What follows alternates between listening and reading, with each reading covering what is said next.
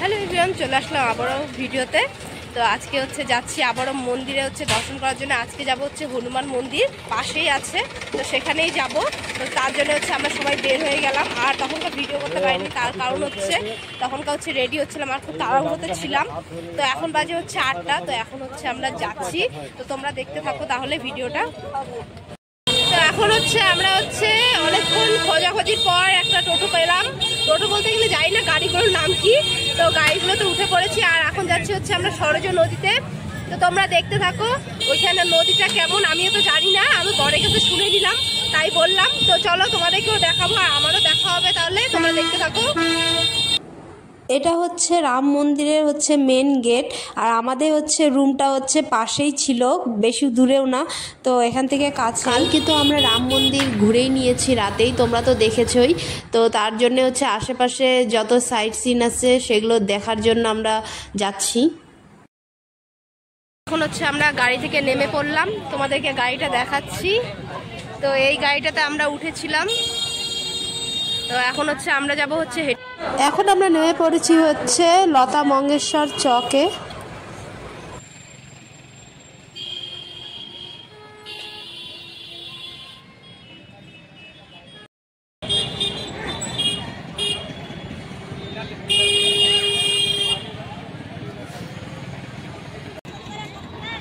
আমরা এখন সরজ নদীতে চলে এসেছি। এখন আমরা হেঁটে হেঁটে যাচ্ছি নদীর দিকে।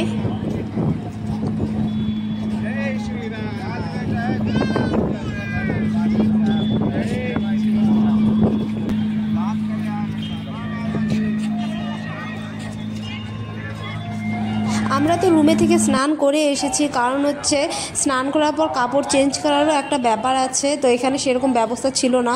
আর আমরা যেহেতু এখানে নতুন জানি না কিছু, তার জন্যেই রুমে একবার স্নান করে তারপর এসেছি। আর তারপর গায়ে কিছু জল ছিটিয়ে দিলাম। আর আমরা তো কুম্ভ মেলাতে স্নান করবই, সেটারও ভিডিও দেব, তো তোমরা কিন্তু দেখো অবশ্যই। তারপর নদী থেকে জল ছিটিয়ে তারপর চলে এলাম নাগেশ্বর নাথ মন্দিরে। মন্দিরের ভেতরে যাওয়ার পর দেখি ভিডিও করতে দিচ্ছিল না, তার জন্যে আমি মন্দির ঘুরে বাইরে থেকে একটা ভিডিও করে নিলাম দেখানোর জন্য তোমাদের। তো দেখো যে বাইরে থেকে তোমাদের দেখিয়ে দিচ্ছি। আর এখন আমরা বেরিয়ে যাব অন্য মন্দিরের দিকে। এখন চলে আসলাম শ্রী হনুমান গাড়িতে।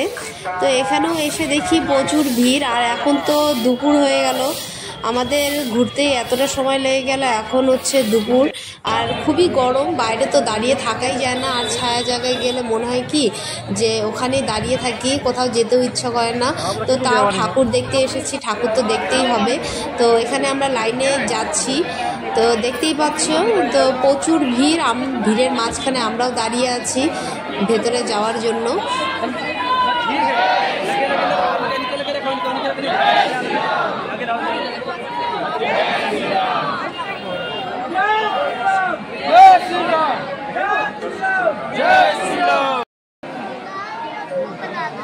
অনেকক্ষণ ধরে আমরা ভিড়ের মাঝখানে দাঁড়িয়ে আছি, তাও লাইনটা কিন্তু অনেক ধীরে ধীরে আগাচ্ছে।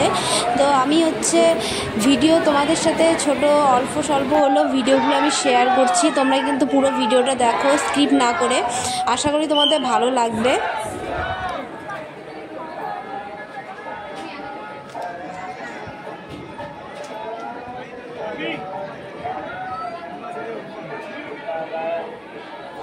অনেকক্ষণ ধরে ভিড়ের মাঝে দাঁড়িয়ে থাকার পর এখন আমরা মেন গেটে চলে এসেছি পুজো দেওয়ার জন্য। আর এখানে প্রচুর ভিড়, সবাই ধাক্কাধাক্কি করছিল। তো তার জন্য আর পরে আর ভিডিও করতে পারিনি মন্দিরের সামনে। তো তাড়াতাড়ি করে বেরিয়ে এসেছি। তো এখন আমরা পেছনের রাস্তা দিয়ে এখন বেরিয়ে যাচ্ছি। আমরা ঠাকুর দর্শন করার পর তারপর এখানে এখন রামফলটা নিলাম। তো এখানে তো দেখেছিলাম ভিডিওতে অনেক রামফলের কথা, তো এখান থেকে নিচ্ছি, টেস্ট করব কেমন লাগে খেতে।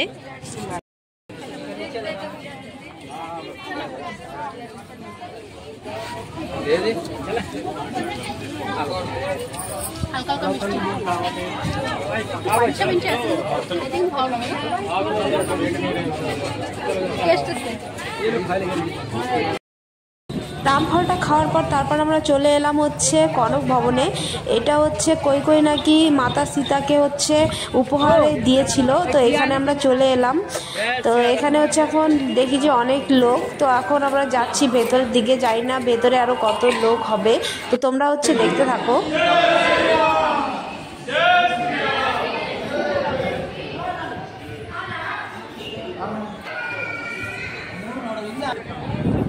আশেপাশে দেখার পর তারপর হচ্ছে দেখি ভেতরে আবার মূর্তিও ছিল ঠাকুরের। তো এখানে হচ্ছে রাম সীতা লক্ষণের তোমার হচ্ছে ছিল, মূর্তি ছিল, তো সবাই দেখছিল। তো ওখানে প্রণাম করে নিয়ে তারপর আমরা বাইরের দিকে এখন যাচ্ছি।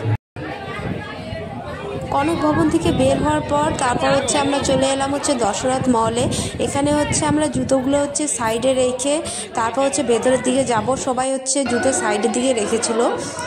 তারপর চলে এলাম হচ্ছে ভিতরে, তো দেখি যে এখানেও প্রচুর লোক। তারপর এখানে হচ্ছে আমরা আশেপাশের জায়গাগুলো একটু দেখছি।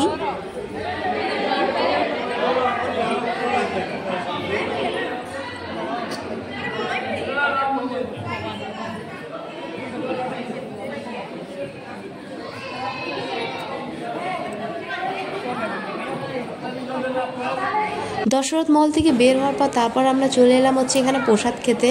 আর যেহেতু আমরা অনেক জায়গায় ঠাকুর দেখলাম, আমাদের প্রচুর অনেকটাই খিদা পেয়ে গেছিলো।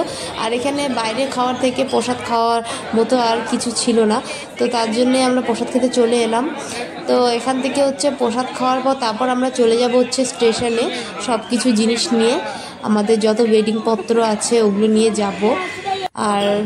আর তো কিছু নেই, ঘোরার সব ঠাকুর দেখা হয়ে গেছে। আমরা এখন স্টেশনে আছি, এখান থেকে হলে আবারও যাব আমাদের রুমে। আমাদের ঘোরা হয়ে গেছে, তো ব্যাগপত্র সব নিয়ে নিয়েছি।